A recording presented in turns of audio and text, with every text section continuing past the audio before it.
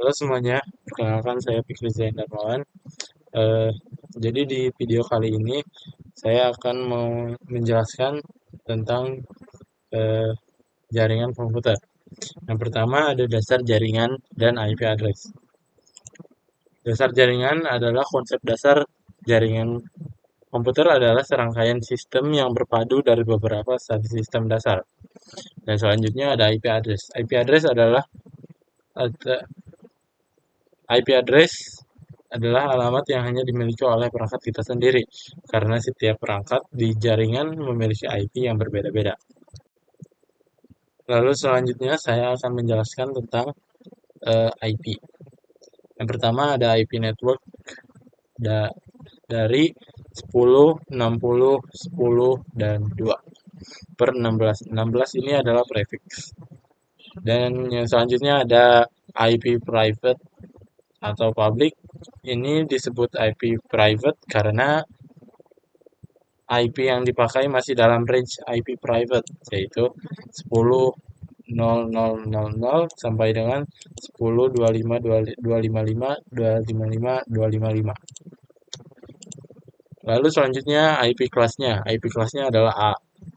Kenapa A? Karena rentang kelas A adalah 1.0.0.0 sampai dengan 1.26.0.0.0. Dan ini termasuk ke dalam A karena 10, 60, 10, dan 2. Lalu selanjutnya ada IP host start.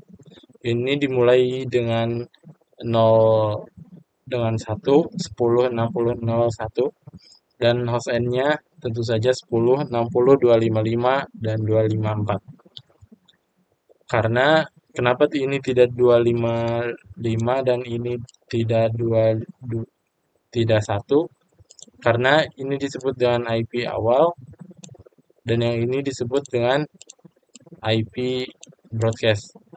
Jadi ini tidak bisa diganggu gugat. Selanjutnya ada IP total atau host. Yang IP total yang dimiliki dari IP ini adalah 65.534, yang dimana netmasknya adalah 255, 255, 0, dan 0. Jumlah IP totalnya ini didapatkan dari 2 pangkat 16 min 2. 16 ini dapat dari mana? Karena ini 16, satunya 16 ya. Lalu selanjutnya mari kita lanjutkan ke teori dasar pengkabelan. Di teori dasar pengkabelan ini kita akan menjelaskan tentang pengkabelan. Apa itu pengkabelan? Pengkabelan adalah proses memasang kabel atau penghubung untuk menghubungkan berbagai perangkat elektronik atau jaringan komputer. Dalam konteks jaringan komputer, pengkabelan digunakan untuk menghubungkan perangkat seperti komputer printer, server, switch, dan router. Beberapa kabel yang digunakan dalam pengkabelan yaitu kabel serat optik, kabel UTP, dan kabel koaksial atau kabel coax. Ya, selanjutnya ada cara pengkabelan. Bahan yang dibutuhkan yaitu kabel UTP, tang kerimping, konektor RJ45, dan LAN tester. Bagaimana cara pengerjaannya? Cara pengerjaannya cukup mudah ya. Yang pertama ada kupas kabel UTP menggunakan tang kerimping. Yang kedua, selanjutnya potong kabel agar lurus lalu diurutkan. Untuk urutannya, jika ini ada contoh urutannya. eh, untuk ini, jika urutan B dan B ini sama, maka itu disebut straight. Dan kabel jika urutan dari ini tiap ujungnya berbeda, misalkan ujung yang satu B dan ujung yang satu A, maka itu disebut cross. Lalu tinggal colok konektor RJ45. Jika sudah mentok, tinggal crimping dan coba ke LAN tester. Setelah dicoba akan terjadi seperti ini. Ini seharusnya nyala semua, jadi bergantian seperti itu.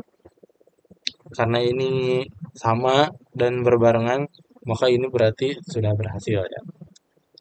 Selanjutnya untuk ini adalah percobaan tes dari kabel straight ya. Ini semuanya menyala karena ini berhasil.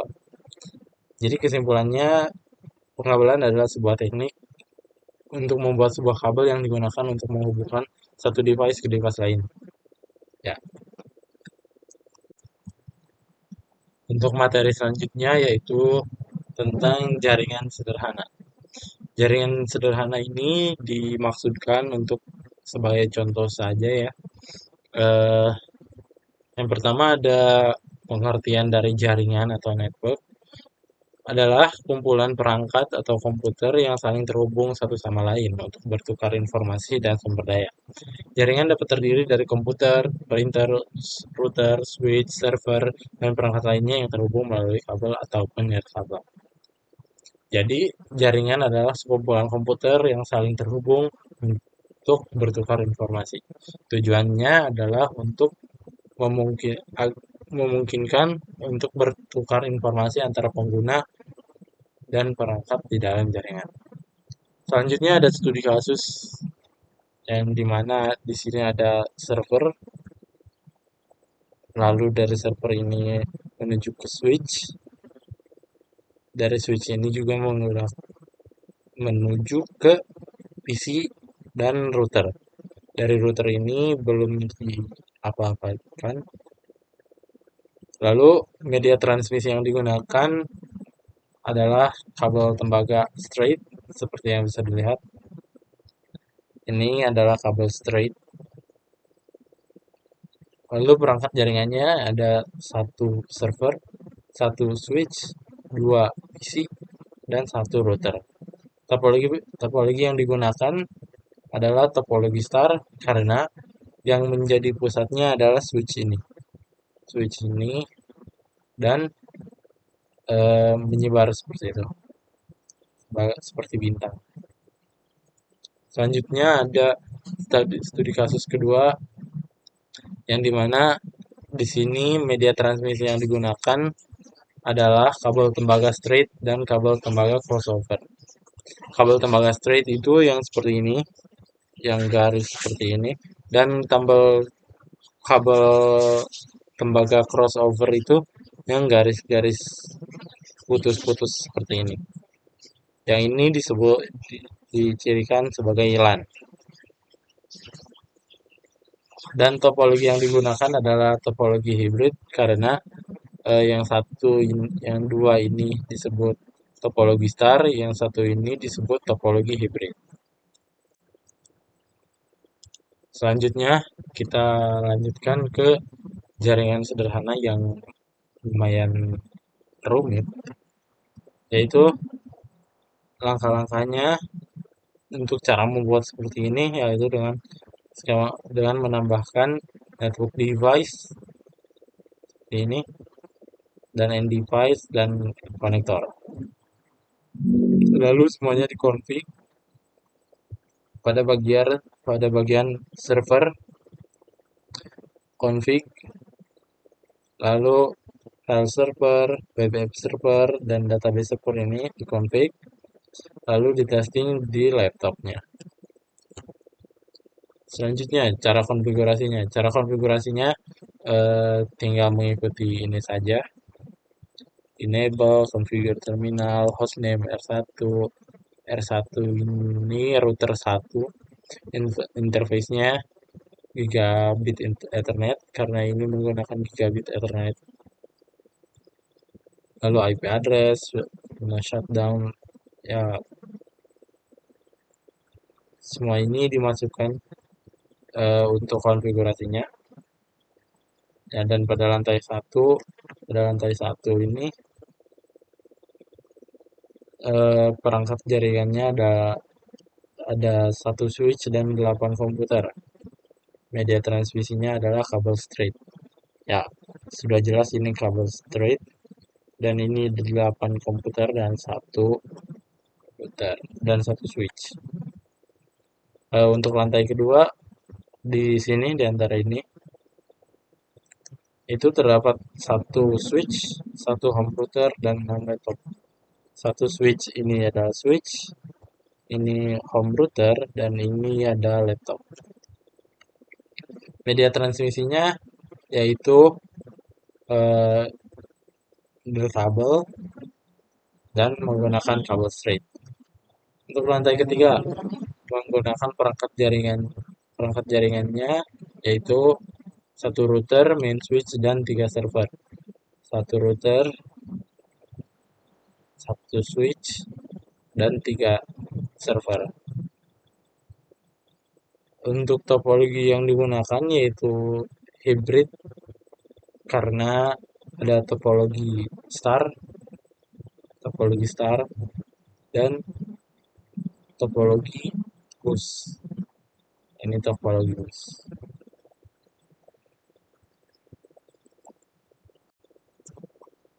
Untuk materi selanjutnya kita akan membahas tentang uh, Linux.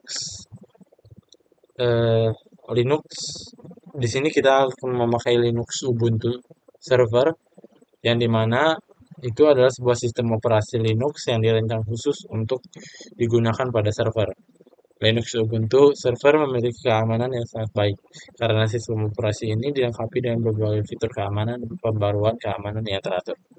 Perbedaan antara Linux Ubuntu dengan Linux Ubuntu server. Linux Ubuntu memiliki GUI atau Graphical User Interface yang memudahkan pengguna untuk mengoperasikan sistem operasi. Sementara Linux Ubuntu Server biasanya dioperasikan melalui kontrol terminal tanpa adanya GUI. Jadi seperti bermain di CMD. Dia untuk Windows. Selanjutnya langkah-langkahnya di sini kita menggunakan VMware yang dimana ya seperti ini. Yang pertama buat virtual machine dengan klik baru. Di sini ada klik baru tambah ke gambar tambah seperti itu. Lalu namai file. Lalu selanjutnya untuk setting penyimpanannya untuk RAM minimal 1 GB dan untuk storage minimal 30 GB. Selanjutnya masukkan untuk file ISO-nya di setting lalu storage. File ISO bisa didapatkan dari mendownload bisa di-download di web resminya untuk file ISO dari Linux Ubuntu servernya. Lalu selanjutnya klik mulai. Setelah klik mulai, setelah loading dan inilah tampilan pertamanya. Pilih bahasa yang akan digunakan. Setelah bahasa dipilih, lalu klik done. Setelah itu tunggu, dan ini untuk ini Anda bisa langsung saja next sampai selesai. Setelah selesai, lalu testing menggunakan CMD. Testing menggunakan CMD ini lumayan mudah karena tinggal tulis aja ping 192.168 ini, lalu ini jadi langsung keluar.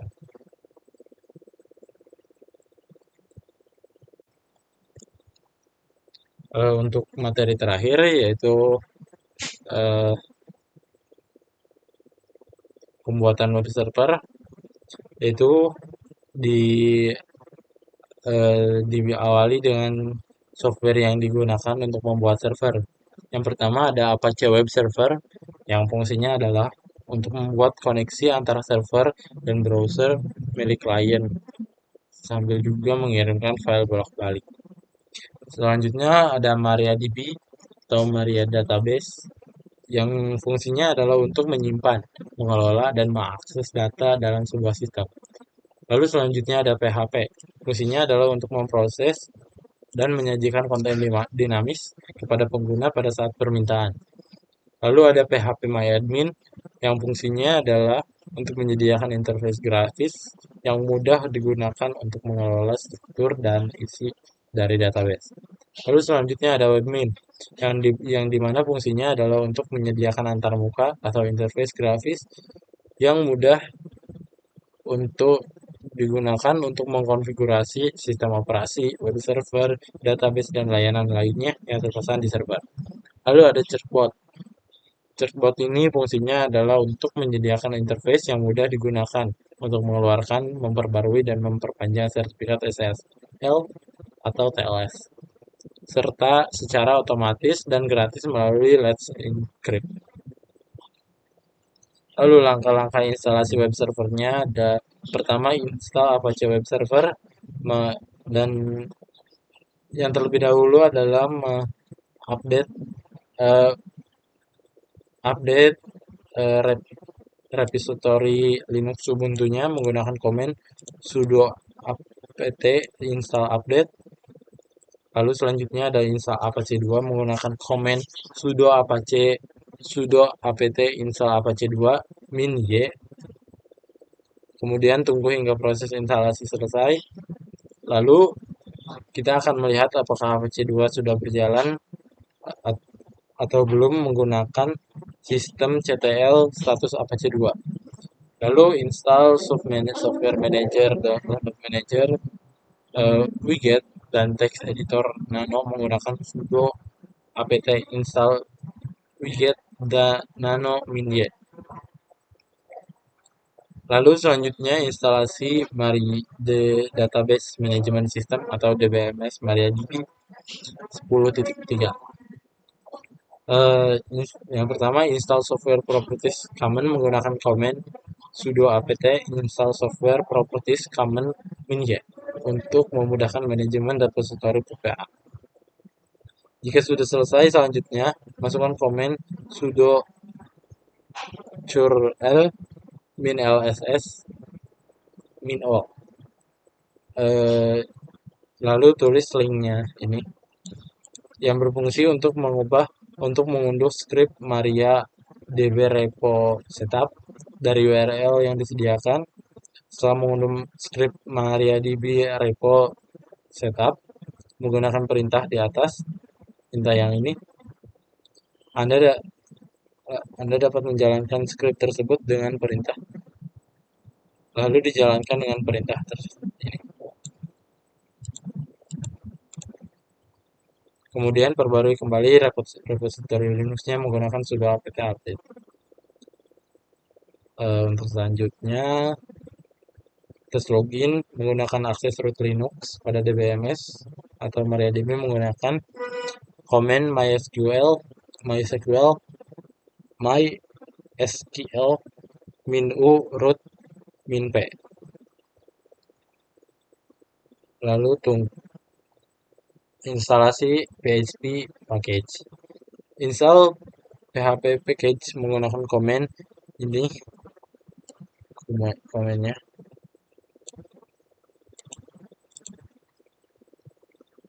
Lalu cek versi PHP menggunakan komen PHP min version. Buat file info PHP info.php di dalam folder var/www/html menggunakan komen sudo nano var www.html. Lalu ikuti isinya seperti gambar di bawah. Simpan dengan cara Ctrl S dan Ctrl X untuk keluar. Lalu buka browser dan ketik http IP address info.php dan masuk ke dalam page info php.ip address. Diisi sesuai IP pada serveran masing-masing. Lalu instalasi php-myadmin untuk update repository Linux terlebih dahulu menggunakan command yang tadi sudo apt update, lalu install phpMyAdmin menggunakan command sudo apt install php mbstring di halaman selanjutnya, dan ketik Y untuk melanjutkan instalasi, Y untuk yes. Bintang Apache 2 dengan cara tekan spasi kemudian pilih OK. Pilih yes kemudian buat password seperti ini.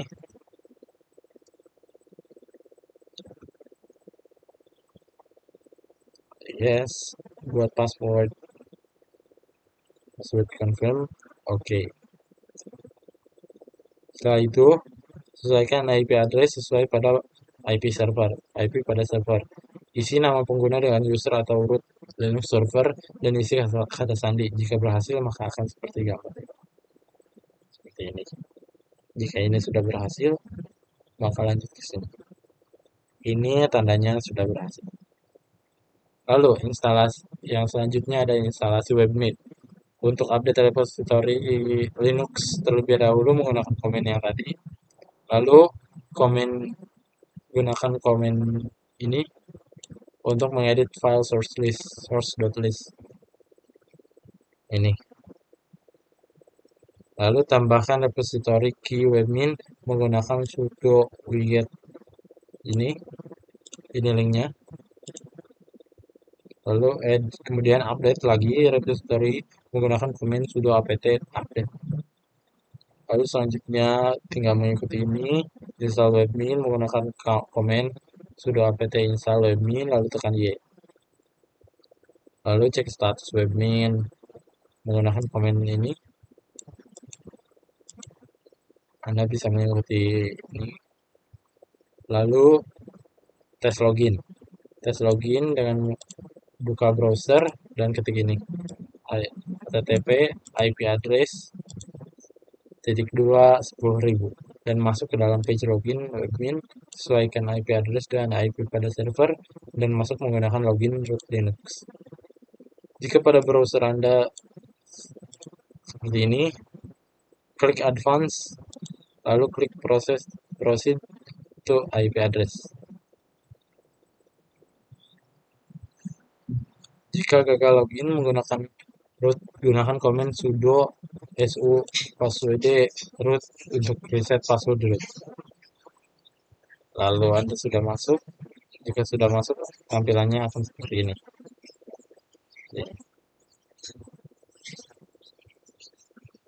Lalu untuk yang selanjutnya instalasi chatbot. Ikuti saja ini komennya. Lalu yang selanjutnya ada install additional software atau software tambahannya. Ya, untuk mendukung operasional server dengan menggunakan komen ini. Sudo apt install Graphis, Aspel, GoScript, Clamaf, Nmap, Min-Y. Lalu ini hasilnya. Tunggu sampai selesai. Lalu yang selanjutnya ada setting firewall. Untuk cek firewall menggunakan sudo ufw status. Untuk kemudian buka akses untuk SSH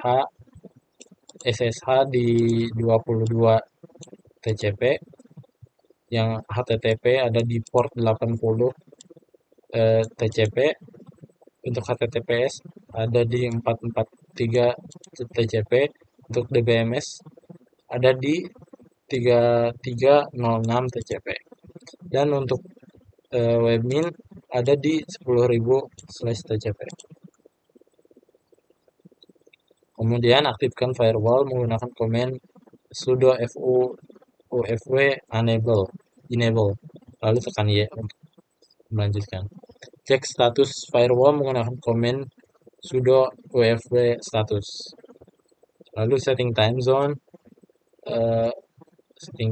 ya Asia Jakarta untuk server dengan konfigurasi waktu Indonesia Jakarta. Untuk mengecek zona waktu saat ini pada server bisa dengan menggunakan command time.ctl.